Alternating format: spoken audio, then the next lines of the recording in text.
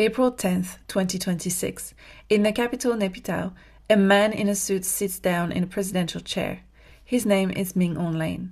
5 years ago, he was the general who overthrew a democratically elected government in the middle of the night, threw the elected leader in jail, and started a civil war that has killed tens of thousands of people and displaced nearly 4 million.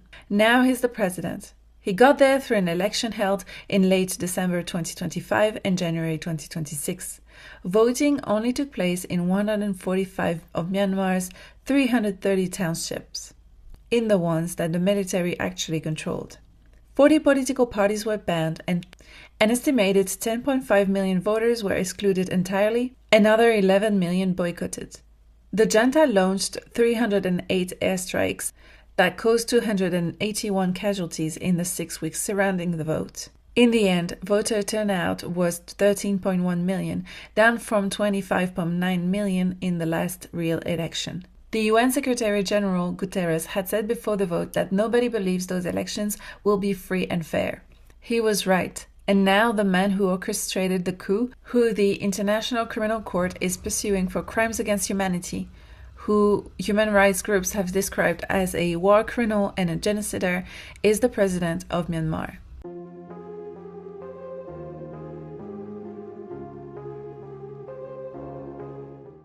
Hi everyone, welcome back to my channel. My name is Marianne and here I talk about geopolitics. So if this is something that interests you, please don't hesitate to like and subscribe. This is the second war covered in my series on forgotten wars, wars that don't always make the headlines but have terrible impact around the world. Myanmar's civil war was triggered by a military coup on February 1st, 2021.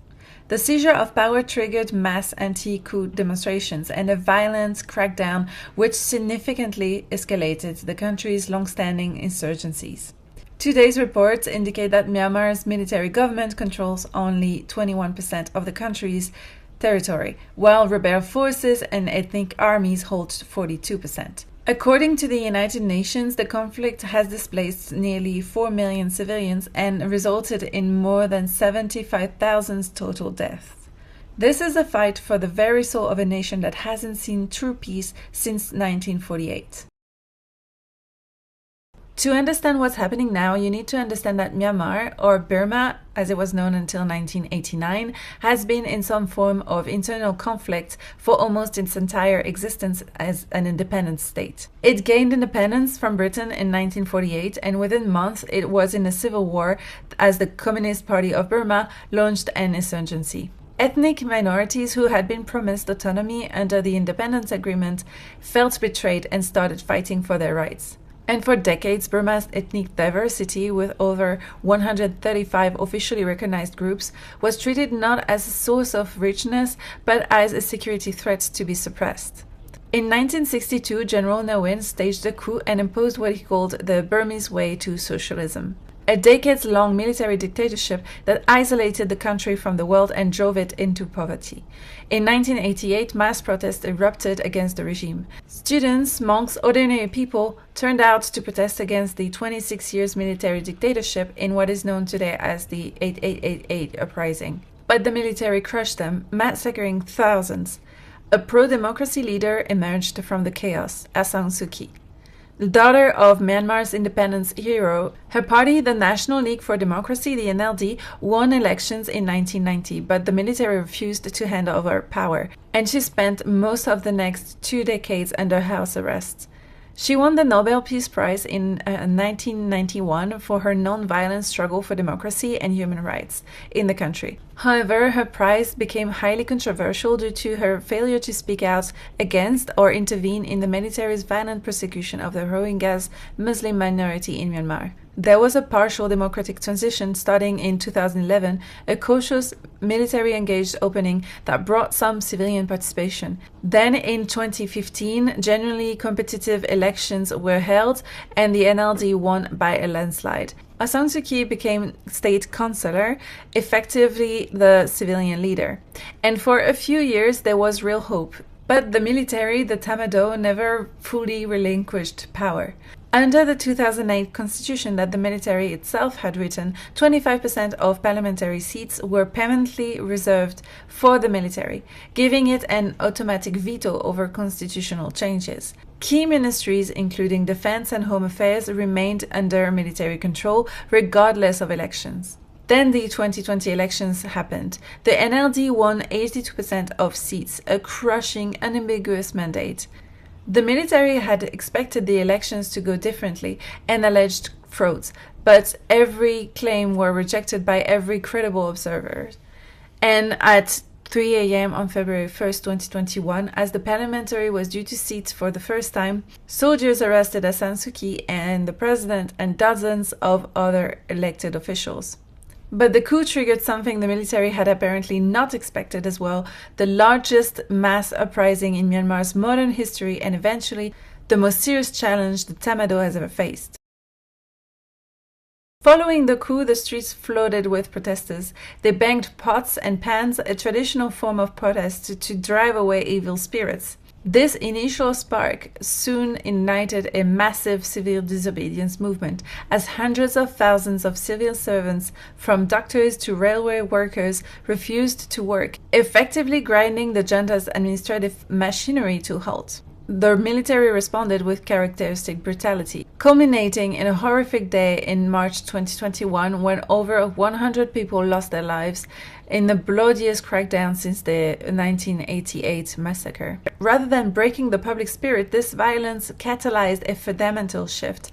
Engineers, students, and IT professionals made the startling decision to take up arms. By April 2021, the ousted elected government formed a shadow administration and declared a People's Defensive War, leading to the birth of the People's Defense Forces, or PDF. Far from a monolithic army, the PDF is a decentralized network of hundreds of local groups where young volunteers learn guerrilla tactics from YouTube tutorials and advice from veteran ethnic armed groups. But that decentralization is building a resistance that may be the movement's greatest strength. Their leadership is less vulnerable to assassinations, and they are able to constantly shift the active frontline areas. And what distinguishes Myanmar's resistance is their reliance on low-tech, low-budget ingenuity. Facing strict arms embargoes, fighters began 3D printing semi-automatic carbines, which can be assembled at home using off-the-shelf hardware. And this technical adaptability extends to the skies, where the resistance has developed custom 3D printed drones and weaponized commercial quadcopters ordered from everyday e-commerce sites. These operations are led by digital natives who hone their skills via Discord and Telegram, propelling Myanmar to third place globally for drone activity in active conflict. By integrating AI-assisted targeting and corporate-level engineering into their insurgency, these young revolutionaries are providing a global field test for how under-equipped movements can successfully challenge a conventional military in the digital age. As of May 2026, Myanmar's junta retains control over critical urban centers and central infrastructure, but it has comprehensively lost the war for the periphery, holding a mere 21% of the country's territory, while the resistance, a combination of the PDF and ethnic armed organization, controls around 42%. The definitive turning point arrived with Operation 1027 in October 2023, when a coalition of 3 ethnic armed groups rapidly captured over 180 military outposts. This offensive shattered the illusion of junta invincibility and demonstrated that the resistance had developed sophisticated, coordinated, combined arms capabilities. And since that pivotal moment, the military regime has suffered a relentless string of historic defeats. In August 2024, the MNDAA captured La Chao, the largest city in the northern Shan state, and headquarters of the Tamado Northeastern Command, and losing a regional command headquarters is a significant military defeat. In December 2024, the Arakan Army captured An, the headquarters of the Tamado's Western Command. That's 2 regional command headquarters lost in 4 months. By 2025, the Arakan army had achieved effective control over nearly the entirety of the strategically vital Rakhine state, transitioning from a guerrilla fighting force into a de facto government that runs courts, taxes, trade, and administers the local population. Unable to hold ground on the battlefield, the junta has increasingly relied on scorched earth tactics and indiscriminate air power, launching devastating airstrikes on villages, schools, and hospitals. Under its brutal four-cut strategy designed to sever civilian support from the resistance, security forces have destroyed over 55,000 civilian buildings since the coup. And to combat severe troop shortages, the regime also enforced mandatory conscription, a desperate move that backfired by prompting hundreds of thousands of young men to flee the country, draining Myanmar of the vital youth and skilled labor needed to function. While the junta still possesses superior artillery and aircraft, it is losing to a resistance fueled by a stark contrast in morale. The resistance knows exactly what it is risking everything for, while the regime's demoralized forces are fighting for an oppressive regime and what feels like a lost cause. This is the dire military and political landscape in which Min Aung Hlaing staged his bid for the presidency, controlling barely 20% of the country and reeling from the loss of two regional commands. The motivation for holding elections under such conditions seemed to be twofold: pressure from Beijing and a personal desire to trade his general's uniform for a civilian suit. By rebranding himself as a civilian president, he hoped to unlock the international legitimacy and institutional access denied to a overt military junta. The election process, spanning 3 phases between December 2025 and January 2026, was characterized by extreme violence and repression. During these 6 weeks, the junta launched 308 airstrikes, resulting in 281 civilian deaths and over 1,200 armed clashes. Domestically, the regime criminalized even the smallest acts of dissidence. Individuals received prison sentences for up to 49 years for election interference, which included merely liking critical Facebook posts or films. The logistics of the vote further underscored its illegitimacy. Voting lists were compiled in fewer than half of the country's townships, with 67 areas excluded entirely. Additionally, 40 political parties were banned, 22,000 political prisoners remained behind bars, with voter turnout plummeting to 13.1 million, roughly half of the 2020 figure. But unsurprisingly, the junta controlled parliament, voted to appoint Min Aung Hlaing as president, a move described by advocacy groups as a sham from top to bottom. But despite his new title, the international community continues to treat Min Aung Hlaing as a pariah. Just days after his inauguration, civil society groups filed a universal jurisdiction genocide case against him in Indonesia, adding to a mounting pile of legal challenges that include the International Criminal Court investigation for crimes against humanity and arrest warrants in Argentina. After an extensive investigation and careful review of the evidence collected, my office has concluded that there are reasonable grounds to believe that Senior General and Acting President Min Aung Hlaing, Commander-in-Chief of the Myanmar Defense Services, bears criminal responsibility for the crimes against humanity of deportation and persecution of the Rohingya. While Beijing officially recognized the pause to provide the diplomatic cover needed to accelerate the Belt and Road projects, the reality remains unchanged. The president of Myanmar is a wanted war criminal whose path to power was paved by an election designed to fool no one. Now we need to talk about the part of the story that preceded the 2021 coup and continues today. The story of the Rohingyas represents one of the most significant failures of international intervention since the Rwandan genocide.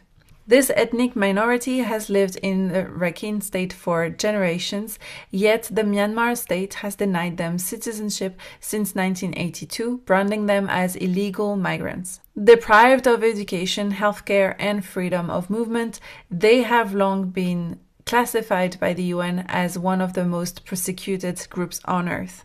The crisis reached an horrific peak in August 2017 when the military launched clearance operations that were in reality a systematic campaign of mass murder, arson, and sexual violences.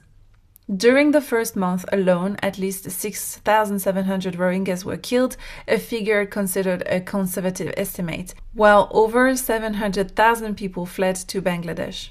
Today, over 1 million refugees live in bamboo shelters in Cox's Bazar, the world's largest refugee camp. Overall, little concrete action has been taken to stop the persecution or provide justice for the Rohingyas due to a combination of geopolitical roadblocks, military intransigence, and insufficient international pressure. While the US and international courts have recognized the genocide, China and Russia, as allies of Myanmar, have consistently used their UN Security Council influence to block meaningful sanctions or accountability. Furthermore, international courts lack the power to enforce their ruling, and the 2021 coup has left the military responsible for atrocities in control, effectively ending any hope for safe repatriation.